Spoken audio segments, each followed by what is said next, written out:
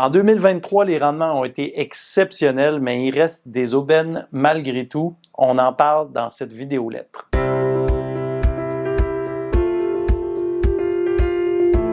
Chères clientes, chers clients, bienvenue à cette vidéo-lettre qui couvre toute l'année 2023. Alors aujourd'hui, on va prendre le temps dans cette vidéo pour revenir sur nos rendements, sur les principaux développements de votre portefeuille, puis aussi réitérer les principes de base qui gouvernent Médici et qui font que vous et moi, on peut continuer d'obtenir des rendements intéressants à long terme. Donc, sans plus tarder, commençons par les résultats qu'on a obtenus.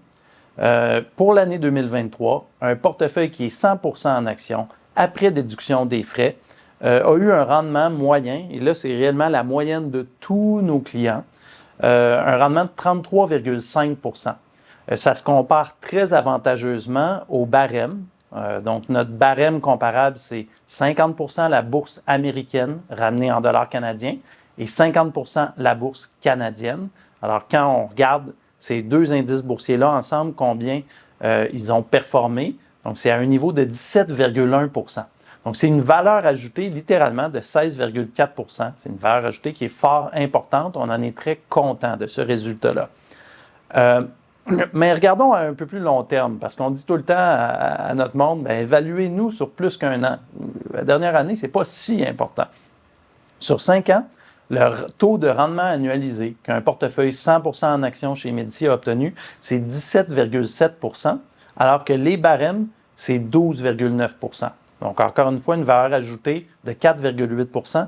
Et si vous regardez à très, très, très long terme, donc Médici, depuis qu'on a été fondé, 15 ans maintenant, 16% annualisé, toujours pour un portefeuille 100% en actions, versus 11,3% pour le barème. Ce qui est franchement pas piqué des verres, 11,3%, on vit dans une ère boursière quand même intéressante, pour une valeur ajoutée de 4,7%.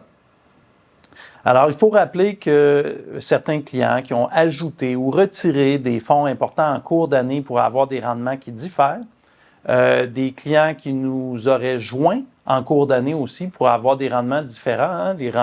Les rendements obtenus dans l'année ne sont pas linéaires à chaque mois. Là. Le profil de rendement est bien différent d'une période à l'autre. Si on pense à un portefeuille équilibré, 50% en actions, 50% en titres à revenu fixe, le résultat est d'environ 18,4%, donc la moyenne de tous ces clients-là qui ont cette répartition d'actifs chez Médici, versus le barème qui est à 11,8%. Donc encore une fois, c'est une sous-performance importante. Ceci dit, la partie revenu fixe dans ce portefeuille-là a sous-performé par rapport à notre indice de revenu fixe.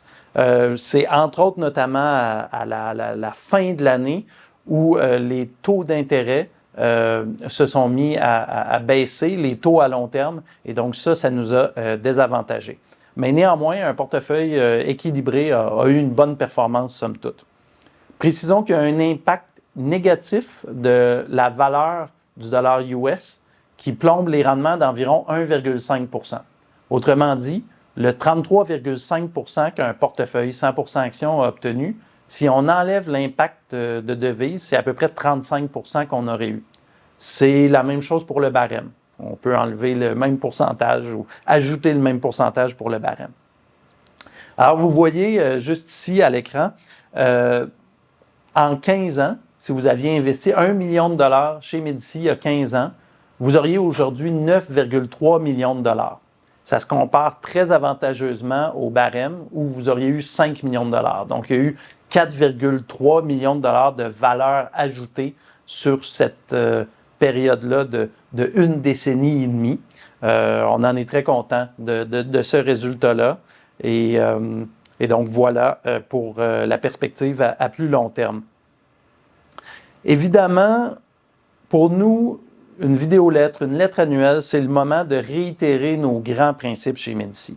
Il y en a 3. Il y a 3 principes sur lesquels on veut vous offrir des services. Le premier, c'est la transparence. On veut vous traiter de la même manière que nous, on voudrait être traités si nos rôles étaient inversés. Alors que nous, chez Médici, on serait tous des clients, là. On voudrait vraiment être servi comme ça. Donc, on veut avoir des rapports de rendement clairs, nets des frais, Évidemment, pas de frais cachés. Chez Médici, on joue le rôle de conseiller et de gestionnaire en même temps. Donc, c'est toujours dans le but de bien répondre à vos questions puis d'y répondre non seulement adéquatement, mais dans des délais raisonnables. Puis, on aspire à communiquer régulièrement et de façon très franche avec vous. Le deuxième point, c'est l'imputabilité ou la responsabilité. On essaie de manger notre propre cuisine. Donc, les titres dans lesquels on investit chez Médici, notamment le portefeuille d'actions, c'est les mêmes titres que nos gestionnaires, que nos conseillers ont dans leur portefeuille. Donc, si on a un grand gain, on partage le succès, mais si on se plante, on prend une mauvaise décision d'investissement, on partage la défaite, puis on peut probablement mieux la comprendre que des gens qui ne détiendraient pas les mêmes titres que les clients. Et donc, veut pas, si nous aussi, on est pour être investisseurs dans ces entreprises-là, on a doublement intérêt à mettre tous les efforts de recherche pour bien comprendre ces entreprises-là puis pas se tromper. Et le dernier point important, le principe de Médici, c'est l'approche personnalisée. Donc oui, on veut vous rencontrer individuellement chaque année, comprendre votre situation. Puis, il n'y a pas de silo chez Médici. Si vous nous appelez pour nous questionner, la personne qui va vous parler, s'il y a quelqu'un d'autre dans la firme qui est mieux outillé pour vous répondre, ce sera cette personne-là qui va vous répondre. Donc ça, c'est vraiment important pour nous, cette approche personnalisée-là. Et on aspire même, on le sait, là, souvent dans les grandes entreprises, le service à la clientèle peut être défaillant. On appelle, ça prend 1 heure à se faire répondre. Nous, on veut répondre à vos requêtes le plus rapidement et efficacement que possible. Donc ça, c'est des choses qui ne doivent pas changer.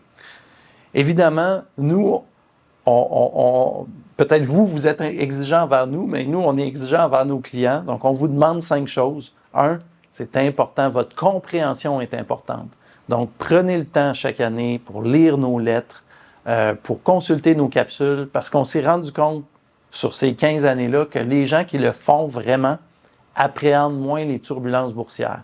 Et donc, si vous pouvez garder votre calme dans les turbulences, vous nous aidez, nous, à faire un meilleur travail et vous aidez à obtenir des meilleurs rendements. Votre transparence est requise. On a beau mettre tous les efforts pour vous servir, comprendre votre situation. Si vous nous faites des cachettes, notamment sur votre situation financière, on ne pourra pas vous donner les meilleurs conseils. Alors, à ce niveau-là, il vous faut être transparent. Votre patience aussi est requise. Sur les 15 années d'existence de Médici, il y en a 4 où on a sous-performé. Ce qui est quand même fascinant. Je veux dire, 27% du temps, on sous-performe, mais néanmoins, vous avez vu tantôt, la performance qu'on a obtenue à long terme, elle est excellente. On a même fait l'exercice cette année. Depuis le début de notre existence, il existe 11 périodes roulantes de 5 années consécutives. Parce qu'on dit tout le temps aux gens, évaluez-nous sur une longue période, pas juste 1 an. Sur ces 11 périodes-là, de 5 années consécutives, on a toujours surperformé notre barème. Dans le moins bon des cas, on a surperformé de 2,9% annualisé et dans le meilleur des cas, de 8,1%. Alors, bien que 4 années sur 15, on ait sous-performé. Donc, il se peut que vous ayez une traversée du désert, 1 année, 2 années à sous-performer chez nous. C'est très possible. Mais à long terme, on a créé beaucoup de valeur, du moins jusqu'à maintenant. Évidemment, on ne cherche pas à prévoir les crises.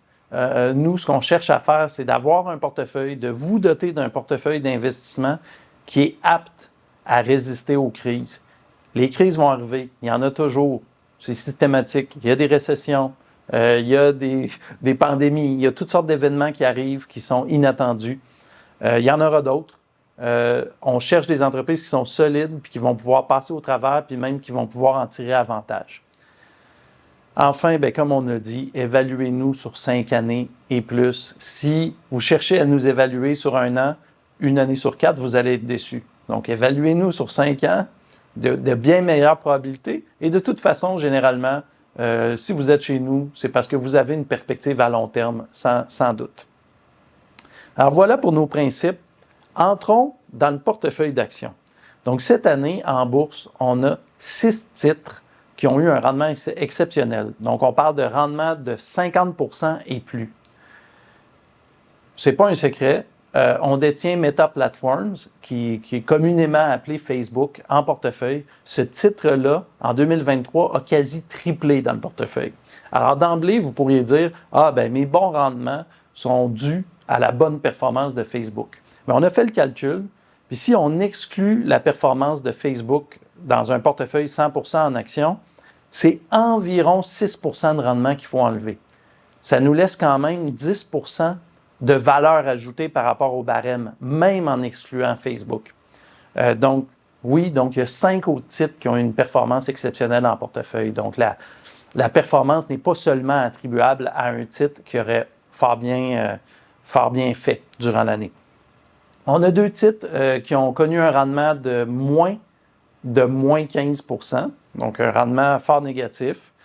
C'est 2 entreprises pour lesquelles on est fort confiant de réaliser des bons rendements à long terme.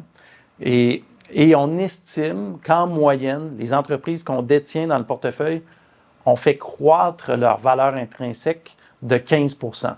Ça se compare à une hausse en bourse de 33,5%. Alors, d'emblée, les gens pourraient dire les titres se sont appréciés plus que la valeur économique de leur intrinsèque de ces entreprises-là, et donc le portefeuille est maintenant surévalué. Mais ce n'est pas tout à fait le cas.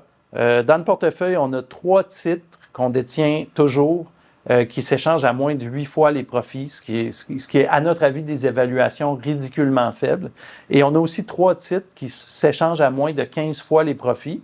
15 fois les profits, c'est à peu près la moyenne historique à long terme des marchés boursiers. Alors, on trouve encore de très belles aubaines malgré la bonne performance, puis ça, c'est encourageant pour le long terme.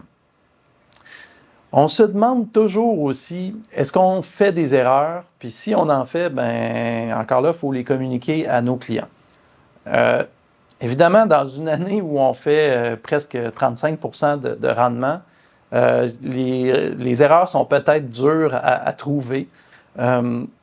Les plus grosses erreurs qu'on pense avoir faites dans les dernières années, c'est pas tant que ça des erreurs d'avoir choisi des mauvaises entreprises, c'est plus d'avoir vendu des entreprises qu'on juge exceptionnelles parce que leur évaluation nous apparaissait, disons, un peu trop généreuse.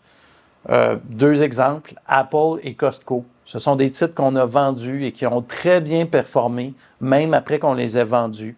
Donc, on ne passera pas à l'histoire avec ces décisions-là, mais ce sont des décisions qui étaient conformes à notre stratégie. On a sans doute remplacé ces titres-là par d'autres entreprises tout autant exceptionnelles, mais sous-évaluées. Mais force est d'admettre que quand on regarde certaines de ces décisions-là, il y en a quelques autres qu'on a prises au fil des ans de ce genre-là, comme Apple et Costco. Et parfois, quand on a une entreprise exemplaire, donc qui a un bon rendement sur le capital, qui a clairement des avantages concurrentiels durables et que la gouvernance est exceptionnelle, par exemple, on trouve que les dirigeants gèrent bien le capital. Quand on a ces ingrédients-là, il faut vraiment démontrer une grande patience. Quelque chose qui a dominé l'actualité en début d'année 2023, c'est la crise bancaire américaine. Certains l'ont peut-être oublié, mais il y a 2 banques majeures aux États-Unis qui ont fait faillite. Signature Bank et Silicon Valley Bank. Ce sont des banques avec plusieurs milliards d'actifs au bilan. Donc, ce ne sont pas des petites banques régionales. Et c'était en réaction à la hausse de taux d'intérêt. Ces banques-là ont réalisé des pertes latentes à leur bilan. Et il y a comme eu une crise de confiance à un moment donné. Les gens se sont mis à retirer leurs dépôts de ces banques-là. Puis là, à un moment donné, quand il y a une crise de confiance, il y a des gens qui retirent leurs dépôts même dans d'autres banques de peur qu'elles aussi fassent faillite. Il y a comme un mouvement d'entraînement. Et ça a même été exacerbé par les phénomènes d'Internet où le stress que certains vivaient a été communiqué dans les médias sociaux. Puis il y a peut-être d'autres personnes qui se sont mises à se préoccuper de ça. Donc oui, le système bancaire américain a été sous forte pression. Certains pourraient tirer des parallèles avec la crise financière de 2008-2009. Ce n'est pas le cas. La crise financière de 2008-2009, il y a des prêts qui se sont faits, notamment dans le marché hypothécaire, des prêts de mauvaise qualité qui n'auraient pas dû se faire. Donc, c'était un problème en termes de qualité de prêt chez les banques. Là, ce n'était pas un problème de qualité de prêt en 2023, c'était un problème d'exode inattendu et rapide des dépôts. C'est une crise de confiance. Et lorsqu'une crise de confiance survient, on a besoin d'un événement générateur d'une forte confiance pour ramener le balancier. Certains clients qui sont chez nous depuis plusieurs années se rappelleront de Home Capital Group, une institution financière au Canada où il y avait eu une exode de dépôt assez rapide et la crise avait été réglée par les dirigeants en acceptant des capitaux de la part de Berkshire Hathaway, l'entreprise dirigée par Warren Buffett. Et donc, quand tu as un communiqué de presse qui mentionne le nom de Warren Buffett, ça ramène le pendule de la confiance à ses droits après l'annonce. Qu'est-ce qui est arrivé cette année pour ramener cette confiance-là? Ce sont littéralement les régulateurs bancaires américains qui ont intervenu, qui ont mis sur pied des programmes d'urgence pour que les banques puissent compenser la perte de dépôt. Donc, des programmes, ils ont libéré des fonds pour les banques qui pourraient être dans le pétrin. Et lorsque ça s'est passé, ça a rétabli la confiance. Ça n'a pas rétabli les cours boursiers des banques. Et là, récemment, en fin d'année 2023, la perspective de voir l'inflation sous contrôle, la baisse potentielle des taux d'intérêt pour 2024 a fait en sorte que plusieurs banques ont repris tout le terrain perdu. On détient une banque américaine dans le portefeuille et aujourd'hui, plus personne ne parle de cette crise-là, ou presque pas du moins. Et la plupart des cours boursiers de banques, dont celles qu'on détient, sont au-dessus du niveau d'avant-crise, d'avant mars 2023. Qu'est-ce que ça nous apprend, cette crise-là? Ça nous apprend que, ça ne nous l'apprend pas, là, on le savait déjà, mais ça nous renforce dans cet apprentissage-là qu'il faut garder son calme. Quand il y a une crise, surtout une crise de confiance comme ça, il faut regarder les faits froidement, il ne faut pas paniquer, puis il faut vraiment séparer ce qui est temporaire de ce qui est permanent.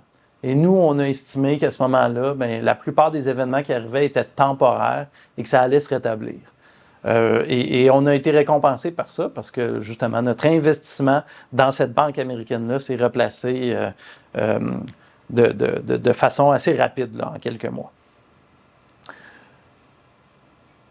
Au niveau du portefeuille, encore une fois, il y a des gens qui, en cours d'année, puis peut-être moins en fin d'année, là, mais en cours d'année, qui nous demandaient pourquoi pas vendre une bonne partie de mes actions, voire toutes mes actions, puis pourquoi pas acheter des certificats de placement garantis. Il y a des gens qui voyaient des certificats de placement garantis qui offraient là, 4,5 %, voire même presque 5 %. Donc, les gens se disaient, pourquoi pas mettre une bonne partie de mon capital à long terme là-dedans. Voyez, l'année est terminée. Les barèmes, les indices boursiers ont fait 17,1 %, ce qui est quand même pas mal plus que 5 %. Medici a réalisé un rendement de 33,5 %. Il y a des gens, oui, qui prédisaient l'apocalypse durant l'année. L'apocalypse n'est pas survenu, visiblement. Malheureusement, les gens qui prédisent l'apocalypse une année, c'est souvent les gens qui prédisent l'apocalypse chaque année. Puis un jour, il y a une récession, puis ils finissent par avoir raison. Mais bon, comme dit le bon vieux dicton, même une horloge qui ne fonctionne pas va donner la bonne heure 2 fois par jour. Là. Alors, il faut faire attention avec les prédictions alarmistes. Donc, la personne qui veut vendre ses actions, finalement, si on investit en actions, c'est parce qu'on a la capacité d'investir à long terme. Et la bourse, à long terme, a rapporté à peu près 10 %, voire même un peu plus par année. La plupart des gens, dans leur planification financière, n'ont pas les moyens de se priver de ce 10 %-là. Oui, ça peut être sécurisant d'aller mettre son argent dans un CPG de 4-5 %, mais pas au détriment de vos investissements à long terme qui peuvent rapporter 10 %. Pas au détriment de vos investissements en actions. Si vous faites ça, vous prenez le risque qu'à long terme, vous ayez un rendement insuffisant. Insuffisant pour suffire, par exemple, à vos décaissements, à votre rente quand vous allez être à la retraite. Donc ça, c'est une recommandation qu'on tend à ne pas faire. Évidemment, ça va selon votre situation financière, mais si vous avez du capital qui est disponible à long terme, les actions, les marchés boursiers ont démontré une grande valeur à long terme. Il y a peut-être un autre élément important à mentionner dans le portefeuille d'actions, dans les entreprises qu'on détient, puis c'est les acquisitions à faible prix. On l'avait mentionné dans notre lettre annuelle de 2022, mais la hausse des taux d'intérêt durant l'année 2023 a fait en sorte que plusieurs entreprises en difficulté, avec un bilan qui n'est pas si bon que ça, ont eu à se vendre.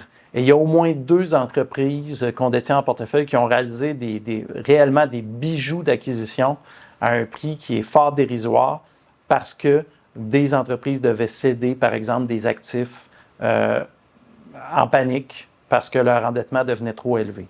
Donc ça, c'est fort intéressant. Nos clients pourront lire la lettre et voir en plus de détails quelles sont ces entreprises et quels sont les paramètres de ces achats-là.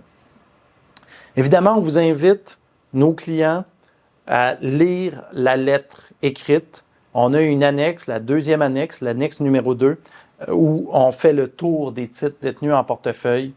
On ne le fera pas pour les besoins de la vidéolette. On ne veut pas avoir une vidéo qui dure 1h30, mais prenez le temps d'aller lire ça, d'aller apprendre quelles sont les sociétés que vous détenez en portefeuille. Il y a là des informations fort intéressantes. Alors, outre la performance du portefeuille, il y a eu quelques développements chez Médici au courant de l'année 2023. Il y en a 2 importants, donc vous voyez sans doute à quelque part ici les photos de mes collègues. Commençons par Gabriel Asselin. Donc, Gabriel a terminé son CFA, ses 3 examens de CFA au cours de l'année et même tout récemment, en début 2024, il a obtenu l'autorisation auprès de l'Autorité des marchés financiers à avoir le titre de gestionnaire de portefeuille. Donc, bravo à Gabriel. Si vous lui parlez, transmettez-lui ses félicitations. C'est pas évident le parcours du CFA. C'est beaucoup d'études, beaucoup d'heures d'études. Et Tania également, une autre réussite au niveau académique. Elle a obtenu le titre de CIM. Dans mon temps, on appelait ça le titre de gestionnaire de portefeuille canadien. Elle travaille également à obtenir son titre officiel de gestionnaire de portefeuille auprès des autorités. Dans les 2 cas, Tania et Gabriel, ils ont réalisé des parcours de combattants. Notamment, les 2 ont fait leurs études pour obtenir ces titres-là alors que la pandémie sévissait. Une partie de leur étude, c'était à ce moment-là. Et puis, bon, les examens étaient reportés parce que là, bon, il y avait une pandémie, une 2e vague, une 3e vague. C'est déjà des examens qui sont longs à étudier. Donc, si on vous annule votre examen, puis ça fait 3 mois que vous étudiez, puis vous pouvez juste le reprendre 2 mois après, bien là, il faut tout recommencer. Donc, ça a été franchement difficile pour les 2, mais toute l'équipe salue leur ténacité. On est très fiers d'eux, puis n'hésitez pas à leur transmettre les félicitations quand vous leur parlerez. Et le 3e beau bonhomme que vous voyez sans doute à quelque part ici, c'est Charles-Antoine Bérubé. Vous l'avez peut-être vu dans une capsule traitant de Dollarama plus tôt en début d'année. Charles-Antoine, on est très content de l'avoir dans l'équipe. Il vient appuyer Aaron et moi-même dans le volet plus recherche et analyse des entreprises. C'est franchement un très bon investisseur. On est très content de l'avoir parmi nous aujourd'hui. Donc, au niveau académique, il a un bac en administration, concentration finance à l'ESG UQAM. Il a investi personnellement depuis à peu près une décennie. Ça fait une dizaine d'années aussi qu'il travaille dans des institutions financières et même dans un fonds d'investissement. Et bon, ce qui nous a impressionné, c'est la qualité. On lui a posé une panoplie de questions en entrevue. On en était même achalant. Puis il avait toutes les bonnes réponses. Puis ça fait déjà quelques mois qu'il est parmi nous. Puis on est bien content. Il fait un très bon travail. Donc, si vous lui parlez, vous pouvez vous pouvez être très content qu'il soit parmi nous. Bref. On organise un webinaire le 6 février prochain. Mon collègue Yannick et moi-même animerons ce webinaire qui est organisé par Les Affaires. Et le thème, c'est placement. Mon rendement est-il bon? Ça ne s'adresse pas nécessairement particulièrement à vous, chers clients, mais si vous êtes curieux, ben, vous êtes bienvenus à y assister. Si vous connaissez des gens qui s'intéressent aux investissements, puis qui sont peut-être insatisfaits de leur rendement, c'est un très bon webinaire à consulter. Bon, chez Médici, je pense qu'on vous donne beaucoup d'outils là, pour évaluer vos rendements. On a eu une très bonne performance dernièrement. Mais on sait qu'il y a beaucoup de gens qui, malheureusement, n'ont peut-être pas un service à la hauteur de leurs attentes. Puis ce webinaire-là vise à les outiller puis à comprendre d'où vient la création ou la perte de valeur de leur portefeuille au fil des ans. Quelques petits rappels d'usage. Alors, la contribution au CELI cette année passe à un montant de 7 000 $. Donc, si vous ne l'avez pas déjà fait, paniquez pas. On va vous envoyer tout plein d'instructions dans les prochains jours sur comment effectuer votre contribution. Il y en a qui veulent contribuer au REER, au CELIAP, au REE. Donc, on va vous envoyer un aide-mémoire fiscale qui va concilier toutes ces informations-là par courriel. Donc, inquiétez-vous pas, il y aura beaucoup d'instructions. On veut pas vous gaver non plus, là, donc on va essayer de faire ça très bref et concis. Les gens qui détiennent des parts du fonds privé Médici, vous allez recevoir les états financiers au plus tard à la fin mars 2024. Donc, encore là, patientez, retenez-vous. Mais somme toute, et au nom de toute l'équipe, on veut vous remercier du fond du cœur pour la confiance que vous nous montrez au quotidien. On reçoit beaucoup de témoignages, beaucoup de bons commentaires de satisfaction. Et puis oui, on en a reçu beaucoup cette année, les rendements sont bons, mais même en 2022, l'an dernier, quand les rendements étaient moins bons, en 2022, on a sous-performé, on a eu des rendements négatifs, ça a été plus dur. Vous avez été nombreux à réitérer votre confiance en nous, même quand c'était plus dur. La confiance que vous nous montrez nous aide à faire notre travail. Le calme que vous gardez, malgré des fois qu'on a des revers ou on fait des erreurs ou qu'on fait un moins bon investissement, vous gardez votre calme. Vous posez des questions, oui, mais vous nous subjuguez pas d'une tonne de questions. Donc, vous exercez une très bonne compréhension, puis ça nous permet d'être meilleurs.